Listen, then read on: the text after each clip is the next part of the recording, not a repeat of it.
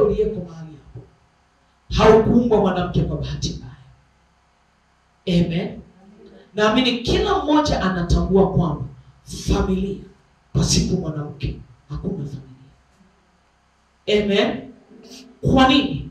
Mungu ametuweka hapo tukawa wanawake kwa sababu ndani yetu ameweka mamlaka ya kuvunja, ameweka mamlaka ya kuharibu, ameweka mamlaka ya kuangamiza, lakini ameweka mamlaka ya kujenga na kupanda ufalme wao. Yaani natakiwa kila mahali niliko shetani asipate nafasi. Ukiwa kazini kwako shetani asipate nafasi. Ukiwa kwenye biashara yako shetani asipate nafasi. Kwenye ndoa yako lazima iwe ya mfano, watu wengine waitamani. Lakini wanga najaribu kuongea na wanawake, jaribu kufikiri ndoa za Wakristo leo.